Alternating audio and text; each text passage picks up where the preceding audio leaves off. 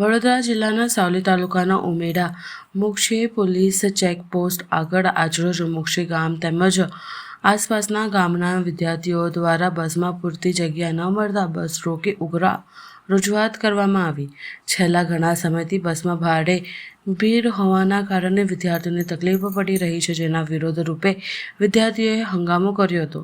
આ ઘટનાની જાણ થતાં સ્થાનિક આગેવાન હરદીપસિંહ મહિડા દ્વારા ધારાસભ્ય કેતનભાઈ ઈનામદારનો ટેલિફોન સંપર્ક કરી વિદ્યાર્થીઓની સમસ્યા અંગે રજૂઆત કરવામાં આવી હતી।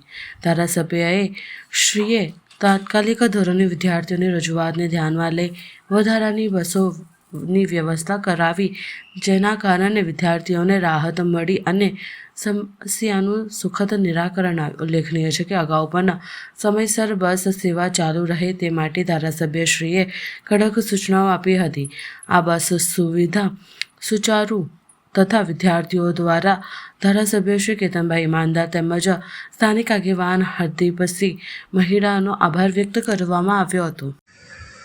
ઉમેડા ચેકપોસ્ટ ઉપર આજુબાજુના ગામના વિદ્યાર્થીઓ દ્વારા બસ રોકી રજૂઆત કરવામાં આવી હતી કે છેલ્લા ઘણા સમયથી આનંદ ડીસી અને વાઘોડિયા ડીસી સાહેબને જાણ કરી હતી કે જે આ રૂટ પર જે 40 સીટ બસ આવે છે તો 56 સીટ બસ ચાલુ કરો, કારણ કે 40 સીટની બસની અંદર 70થી વધારે બાળકો બેસીને જાય છે, તો એના સ્થાનિક બાળકોને બેસવા માટે જગ્યા નહીં મળતી, તો બાળકો દ્વારા ઉગ્ર રજૂઆત કરવામાં આવી હતી।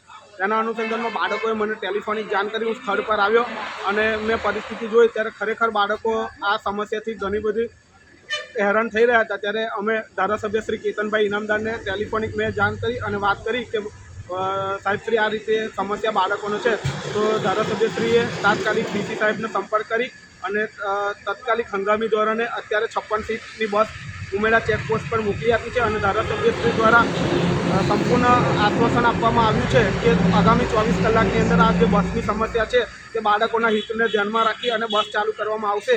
એટલે અમને અમારા ધારાસભ્ય ઉપર પૂરેપૂરો વિશ્વાસ છે કે આગામી 24 કલાકમાં અમારા બાળકોની જે રજૂઆત છે એ નિરાકરણ આવશે અને જો આ બસનું નિરાકરણ નહીં આવે તો અમે બાળકો અને વિદ્યાર્થીઓ અને ધારાસભ્યશ્રી સાથે મળી અને ઉગ્ર રજૂઆત કરીશું। મારું નામ હરદીપસિંહ મહિડા, મોક્ષી ગામના વતની।